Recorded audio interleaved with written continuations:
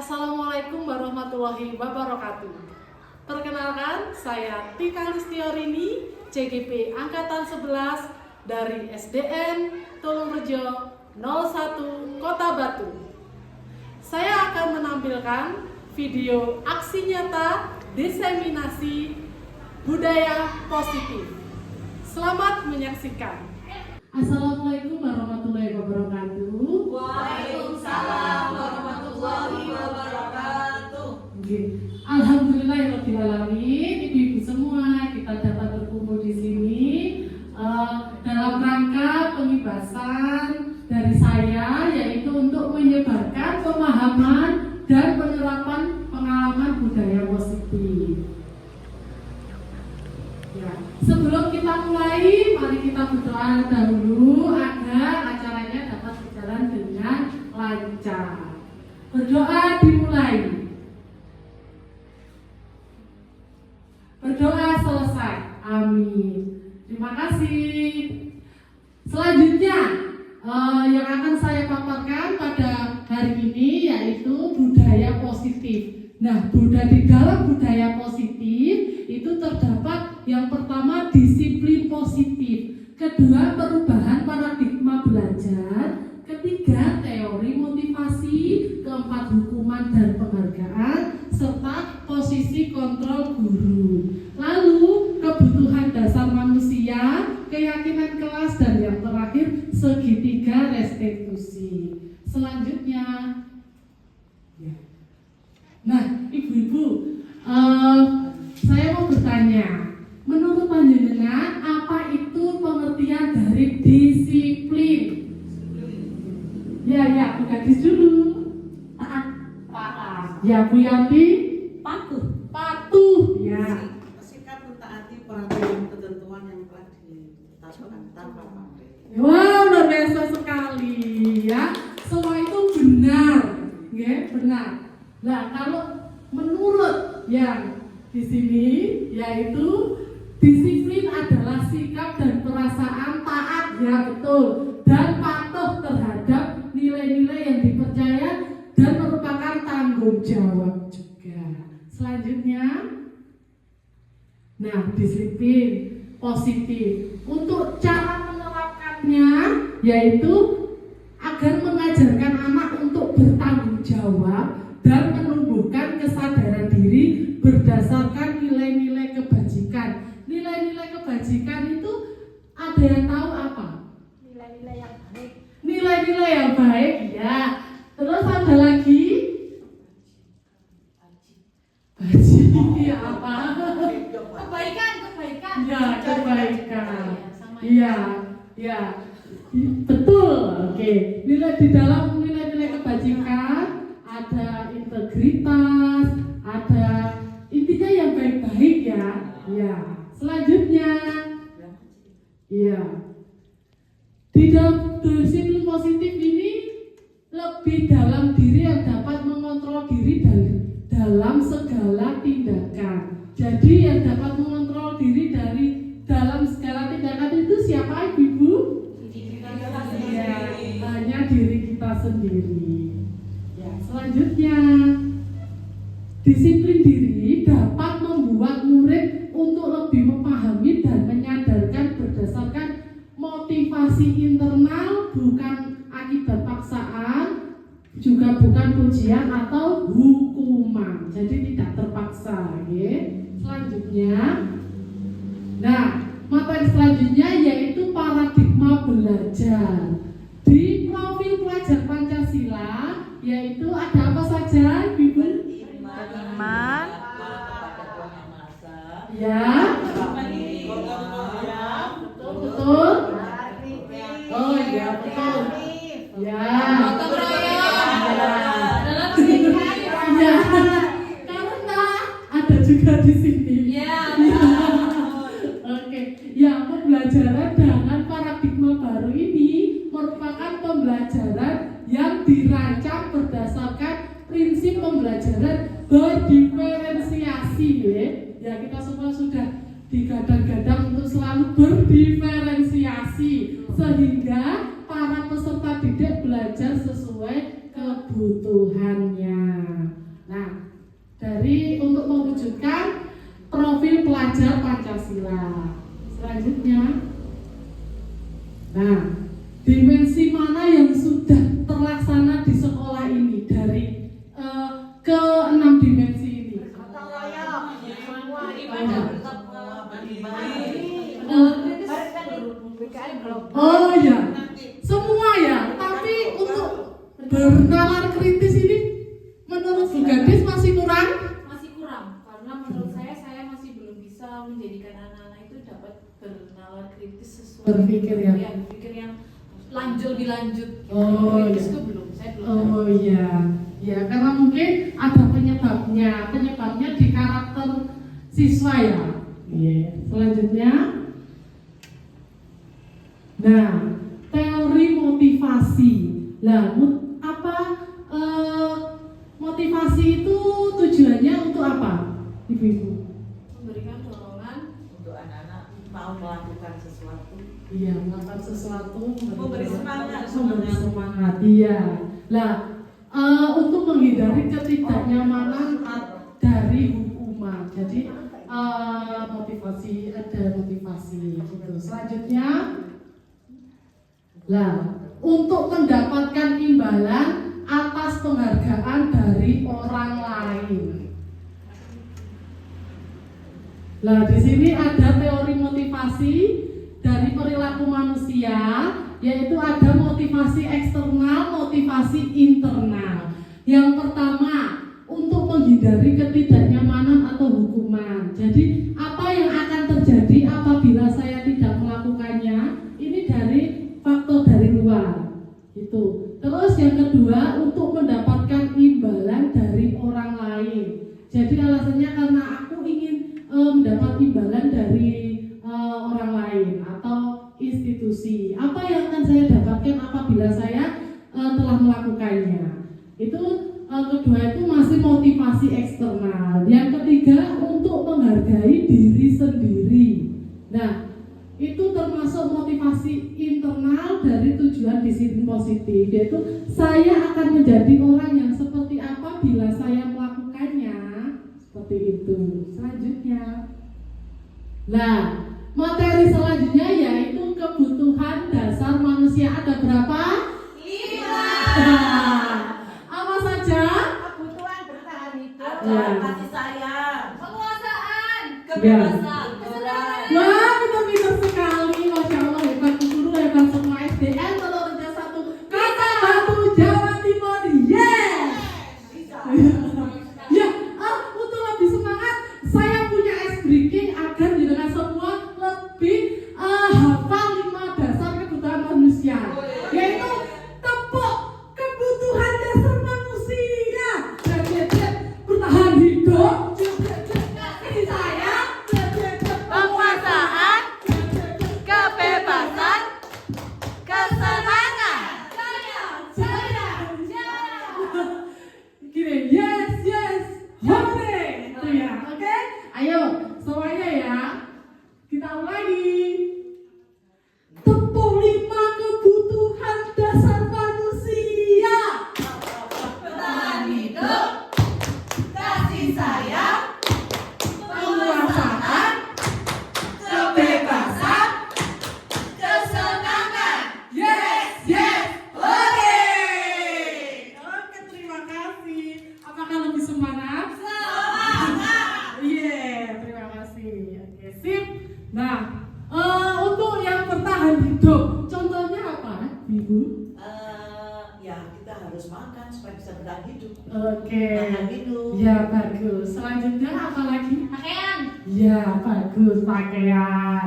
Makan, pakaian. Aman, tempat Ya, tinggal. tempat tinggal. Oke, sip.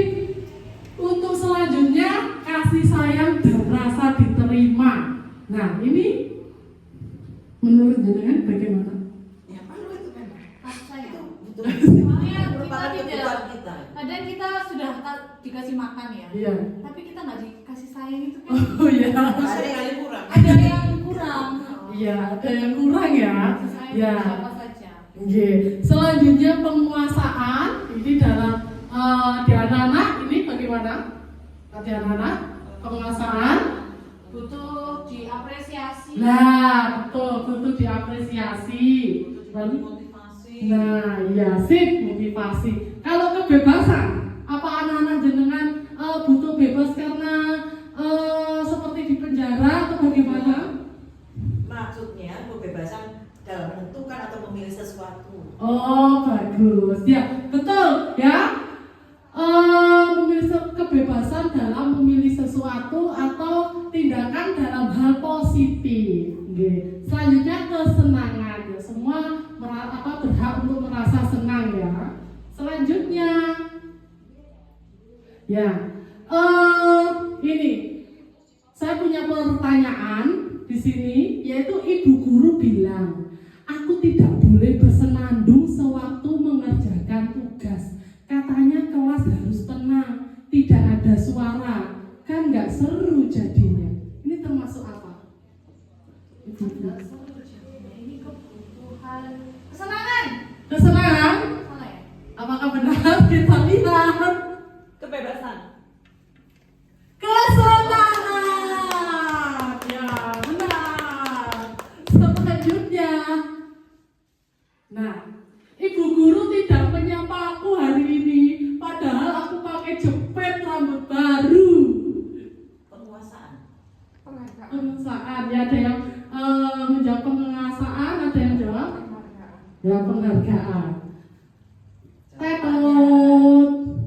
Kasih sayang. Kenapa kok kasih sayang? Ada yang bisa menjelaskan kenapa ini kasih sayang? Karena diperhatikan. Lagi, Masya Allah. Ya benar sekali. Karena ingin diperhatikan. Jepit saya baru, tapi kok ibu guru nggak memperhatikan saya, gitu ya. Jadi anak tersebut Tidak teman-teman. ya, tidak diperhatikan, minta diperhatikan.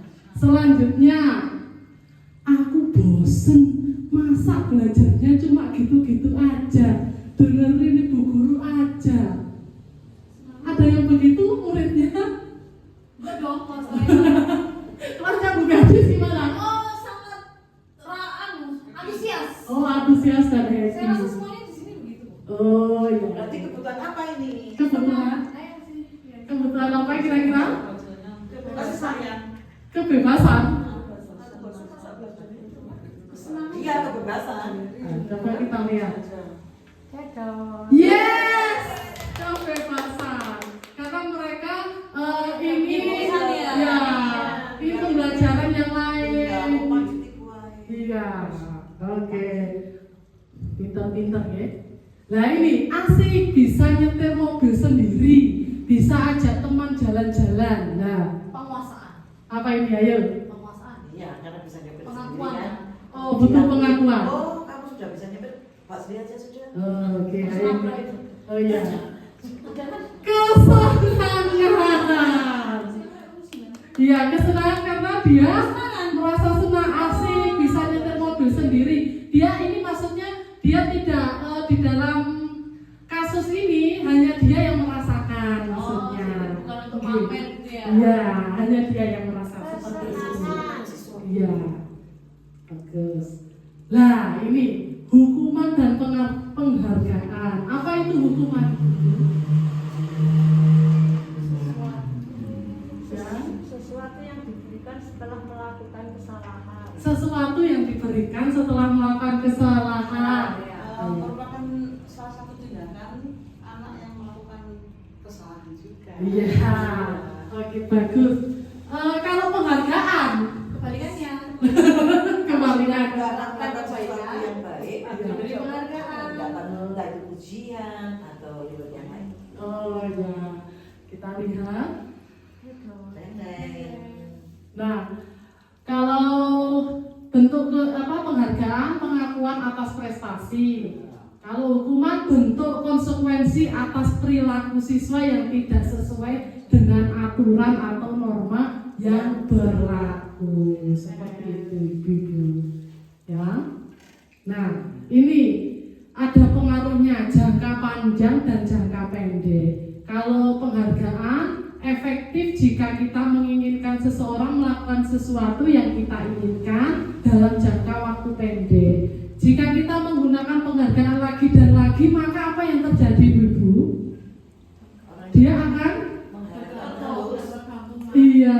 ketergantungan, Motivasinya kurang. iya, serta kehilangan motivasi dari dalam dirinya sendiri. Selanjutnya yaitu jika kita mendapat penghargaan untuk melakukan sesuatu yang baik, maka selain kita senantiasa berharap mendapatkan penghargaan tersebut lagi, kita pun menjadi tidak menyadari tindakan baik yang kita lakukan. Jadi kita tidak sadar karena taunya kita hanya mendapat penghargaan untuk melakukan sesuatu yang baik seperti itu. Nah, menurut jenengan penghargaan itu tidak efektif, setuju atau tidak? Tidak. Tidak. Penghargaan tidak efektif. Setuju? Setuju. Saya setuju. Tidak. Ya, ada yang setuju, ada yang tidak. Nah,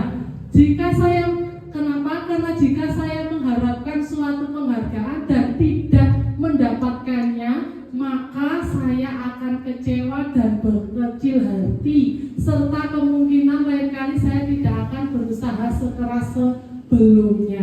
Berarti jawabannya setuju ya, penghargaan itu tidak efektif ya, karena dia akan, yang lain akan kecewa dan berkecil hati dan jika tidak dapat penghargaan. Menjadi motivasi orang kan. Iya, tapi tadi disebutkan ya jangka pendek. Nah, jika kita memberikan seseorang suatu penghargaan untuk melakukan sesuatu, nah ini terus menerus ya, memberikan penghargaan itu jika kita ingin orang tersebut meneruskan perilaku yang kita inginkan. Orang akan berusaha berhenti merokok, atau orang yang berusaha diet menguruskan badan, bila diberikan penghargaan hampir pasti tidak berhasil. Kamu berhasil karena sudah turun badanmu, kamu berhasil menjaga kesehatan karena tidak merokok. Nah itu otomatis hampir tidak berhasil ya, karena terus menerus memberikan penghargaan. Berarti menurut jenengan bagaimana seharusnya? Dilok nyai. Dia akan jangan ya, jangan seperti itu. Oke, selanjutnya. Nah, penghargaan merusak hubungan, setuju apa tidak? Setuju. Setuju? Iya. Merusak hubungan? Ya. Karena apa? Karena apa Bu Gadi? Karena anak yang misalnya lagi berteman nih ya, dia yang satu dapat penghargaan, yang satu enggak. Ya. Berarti kan nanti anaknya enggak dapat tadi jadi kayak kecewa terus kayak iri gitu Oh, kan. iya, iya. Hubungannya mereka akan Oh iya. Poinnya di situ. Saya pernah menjumpai murid seperti itu ya. Inisialnya A dan K. Ya, merusak hubungan. Karena dia merasa iri. Dia kok pintar membaca, kok dia nilainya 100 lalu, sedangkan saya cuma 80, 70 gitu. Jadi merasa iri. Akhirnya tidak mau berteman. Iya, seperti itu ada. Selanjutnya, nah, penghargaan merusak hukuman ini ketika seorang diberi penghargaan atau dipuji di depan banyak orang banyak, maka ya benar kata Bu Gadis, dia akan merasa iri. Mereka tidak menyukai orang yang diberikan penghargaan tersebut, karena untuk mendapat penghargaan akan kesempatannya berhenti mencoba. Oke, selanjutnya, jika seorang guru sering memberi penghargaan kepada muridnya, besar kemungkinan murid-murid termotivasi hanya untuk menyenangkan gurunya saja. Mereka tidak akan bersikap jujur kepada guru tersebut karena dia hanya ingin berlomba-lomba saja ya. Ya, dia tidak jujur, biar gurunya bahagia. Berarti cinta. Ya, jadi menjaga perasaan gurunya saja. Penghargaan menciptakan persaingan di dalam kelas, dan persaingan menciptakan kecemasan bukan hanya ke anaknya tetapi ke orang tuanya. Seperti itu juga. Selanjutnya, nah, penghargaan mematikan kreativitas, setuju apa tidak setuju? Setuju. Ada yang setuju, ada yang tidak. Saya setuju. Setuju ya, Kak. Kasih hati kayak iya, Kak. Ya. Nah, ayo kita lihat. Ya.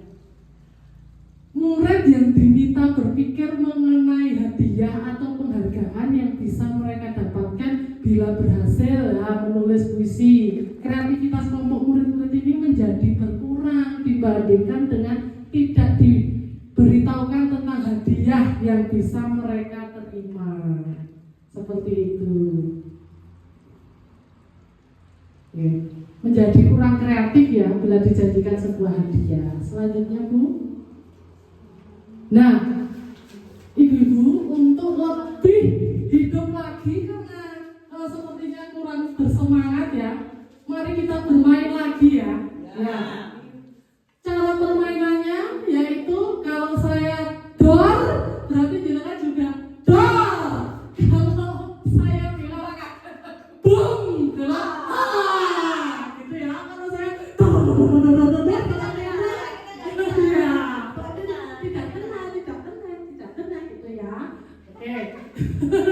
Satu, dua, tiga, boom!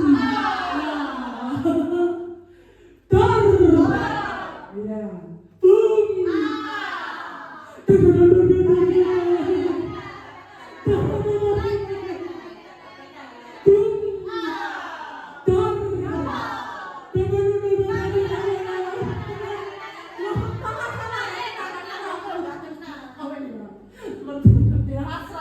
Oh iya, oke, kembali ke laptop ya.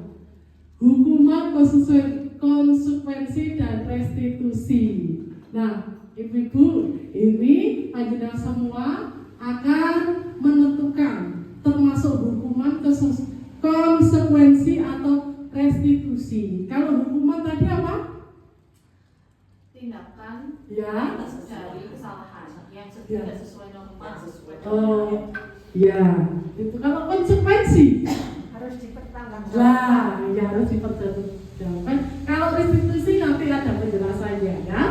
Ya, kalau soalnya yaitu menulis 100 kali di dalam buku kalimatnya. Saya tidak akan terlambat datang ke sekolah. Ini termasuk apa? Hukuman. Oke? Yes, benar sekali. Selanjutnya, ya betul Bu. Selanjutnya, mengelilingi lapangan basket 2 kali karena terlambat sekolah. Apa ini? Hukuman. Betul. Selanjutnya, menggantikan kertas teman yang telah dicoret-coret. Konsekuensi. Ya, betul. Selanjutnya, lari mengelilingi lapangan karena terlambat 10 menit pada pembelajaran PJK. Konsekuensi. Wah, hebat-hebat ya, semuanya benar loh ini ya. Ya, ini. Ya, kalau seandainya ini tadi buat tes kan dapat 100 semua ya. Ya, luar biasa tuh. Luar biasa. Selanjutnya, hukuman dan konsekuensi perbedaannya. Kalau hukuman suatu yang menyakitkan, sakit sekali aku, menyakitkan harus terjadi. Kalau konsekuensi sesuatu yang harus terjadi. Lalu membuat anak sakit kalau hukuman itu karena bisa fisik maupun apa ya? Hati untuk jangka waktu yang lama. Ya, sakit hati dan capek fisiknya. Lalu kalau konsekuensi membuat anak merasa tidak nyaman dalam jangka waktu yang pendek. Konsekuensinya dia akan merasa tidak nyaman karena menerima konsekuensi yang dia lakukan. Selanjutnya, hukuman anak membenci kedisiplinan. Dengan dihukum maka anak tersebut akan benci. Ya. Selanjutnya, konsekuensi anak menghargai disiplin.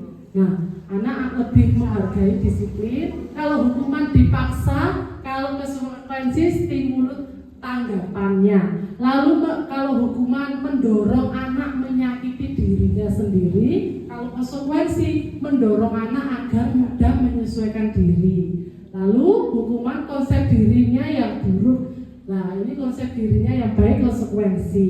Anak, kalau hukuman anak belajar untuk menyembunyikan kesalahannya karena takut ya. Lalu konsekuensinya anak belajar untuk mematuhi peraturan.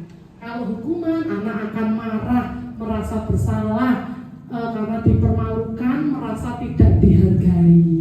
Kalau konsekuensi kehilangan haknya, dibuat tidak nyaman dan diasingkan untuk sementara saja. Nah, ini dari Deep Goshen ya. Ya. Selanjutnya, nah ini pengertian restitusi yaitu menciptakan kondisi bagi peserta didik untuk memperbaiki kesalahan mereka sehingga mereka bisa kembali pada kelompok mereka dengan karakter lebih kuat. Ini di bukunya Goshen ya, yaitu dengan restitusi dapat membantu peserta didik menjadi lebih memiliki tujuannya, yaitu apa? Disiplin positif serta memulihkan dirinya setelah berbuat salah. Nah, ini posisi kontrol guru. Tepuk posisi kontrol guru. Apa salah? Jangan deh Bu, jangan. Tapi kalau saya ya ada 5, yaitu guru sebagai pendukung, ya, lalu membuat merasa bersalah, guru sebagai teman, guru sebagai pemantau, dan guru sebagai manajer. Kalau ibu-ibu guru di sini lebih, kalau menyelesaikan masalah lebih sebagai apa ya? Manajer. Sebagai teman manajer ya. Sebenarnya apa bukan dia? Sebenarnya itu yang itu loh. Yang apa? Yang manajer tadi saya itu kan ya rendah diri. Oh iya. Saya pikir Bu Gadis akan menjawab rasa bersalah. Rendah diri dan rendah hati. Oh iya. Oke, bagus. Selanjutnya, nah ibu-ibu kita ini akan belajar bagaimana cara menyelesaikan masalah anak-anak. Ya, kasus-kasus yang terjadi. Jadi ya Allah, Masya Allah ya, kita itu tidak hanya mengajar, tapi kita itu juga belajar untuk menyelesaikan kasus-kasus yang dihadapi anak-anak. Ya. Iya, kita ini guru serba bisa, bukan guru SD, bukan serba bisa. Seperti itu. Ya, ini kamu lagi terlambat terus, mau jadi apa kamu? Ayo lari 10 kali. Apa ini? Dulu saya gini Bu. Oh dulu. Sekarang sudah. Iya. Ya alhamdulillah ya. Dulu ya. Mohon maaf ibu-ibu guru yang dahulu ya. Menghukum benar 100 ya, karena mungkin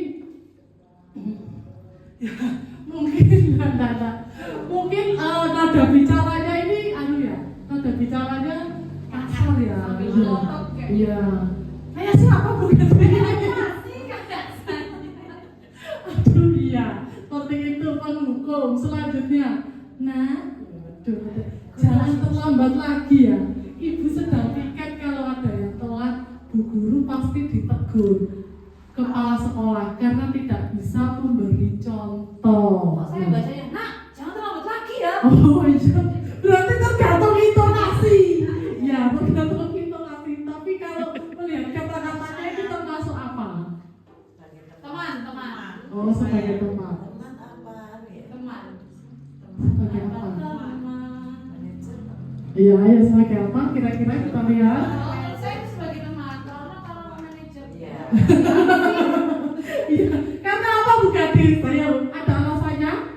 Karena Kan dulu kan bilangnya manajer. iya. Kalau Kira-kira kayaknya.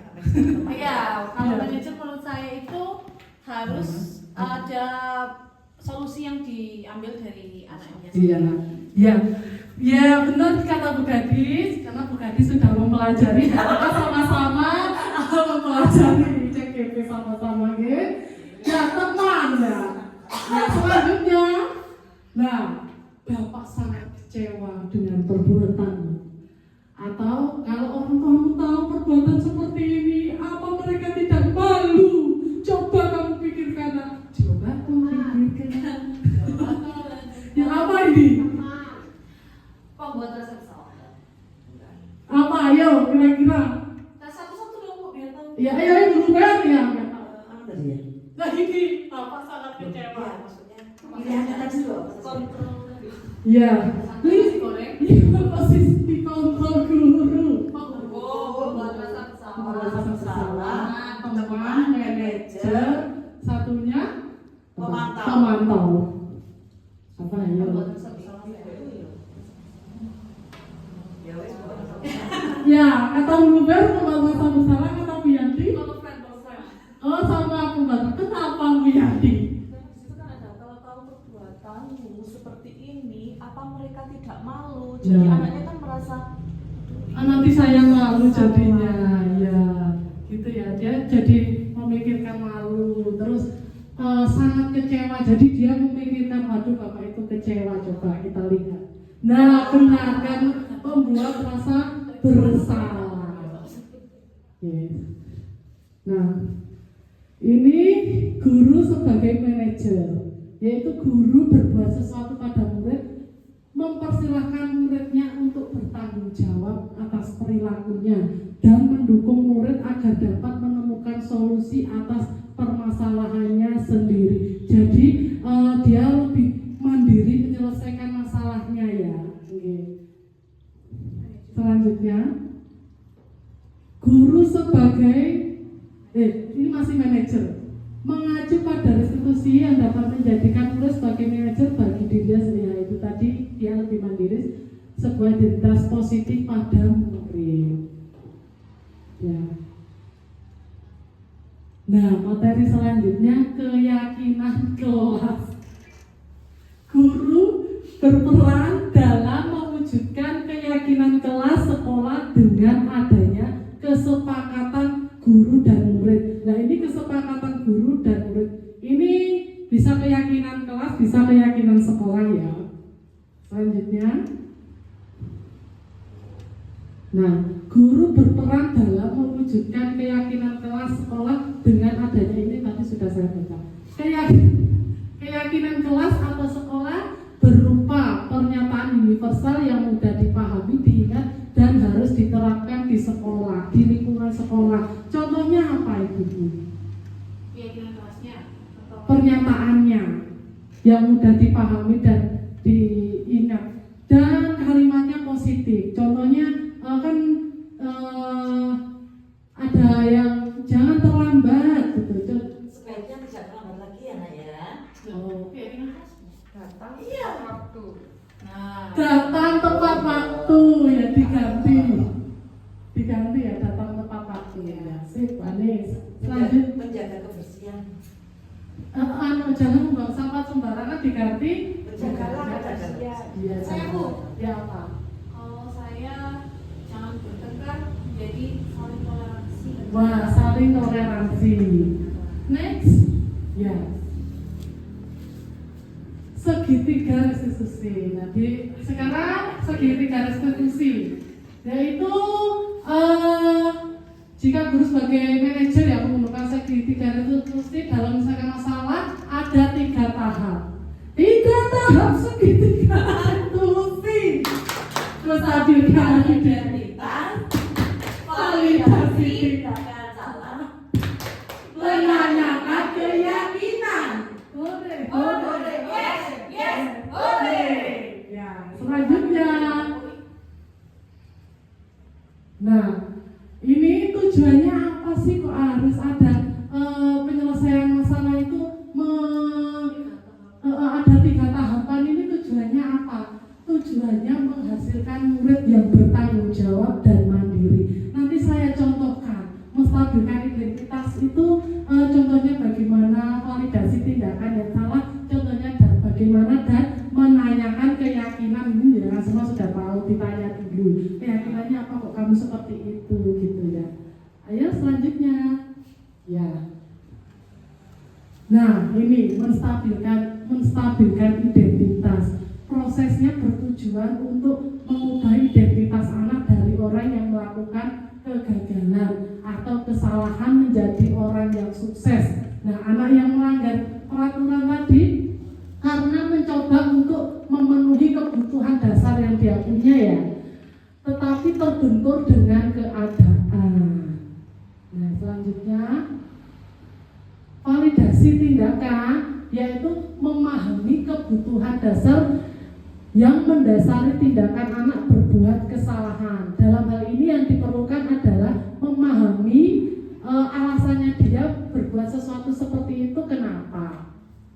Selanjutnya, nah ketika langkah 1 dan 2 tadi sudah dilakukan, maka kita hubungkan dengan nilai-nilai yang dia percaya atau kelas itu yakinkan dengan menanyakan keyakinan kelas, berpindah menjadi orang yang dia inginkan karena dengan keyakinan kelas ya diterapkan di kelas itu. Selanjutnya, nah ini Ibu ada pertanyaan lagi. Berbuat salah itu tidak apa-apa, tidak ada manusia yang sempurna. Saya juga pernah melakukan kesalahan seperti itu. Ini termasuk tahap apa? Yang di apa tadi apa tadi? Ayo. Saya berbuat salah tidak apa-apa. Stabilitas. Apa? Stabilitas. Apa? Menstabilkan identitas. Oh ya, coba kita lihat.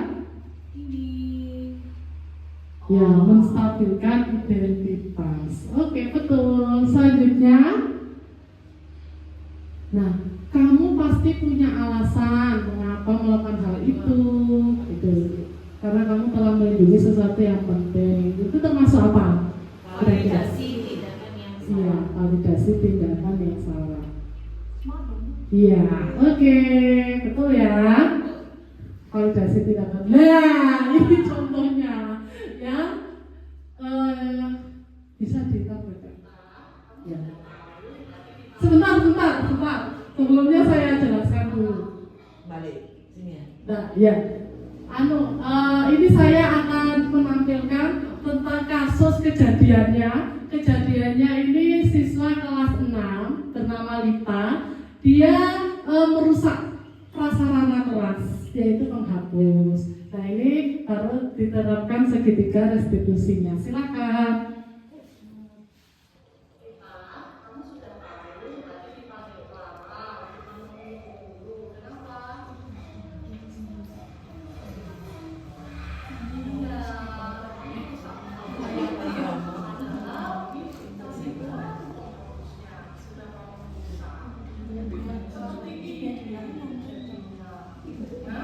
Kalau sudah seperti ini, berarti kita apa yang harus dilakukan kita menurut kita?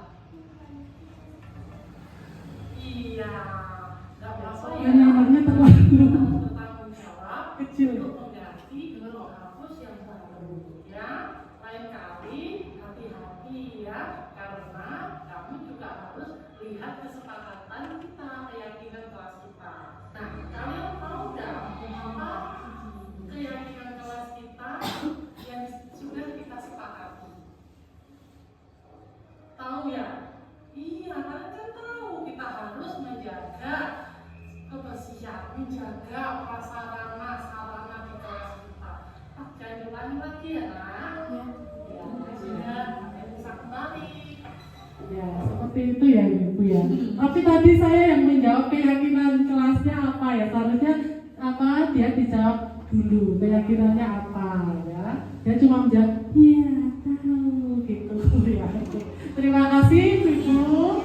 Ya, itulah tadi pemaparan dari saya. Kurang lebihnya saya mohon maaf. Wassalamualaikum warahmatullahi wabarakatuh. Waalaikumsalam.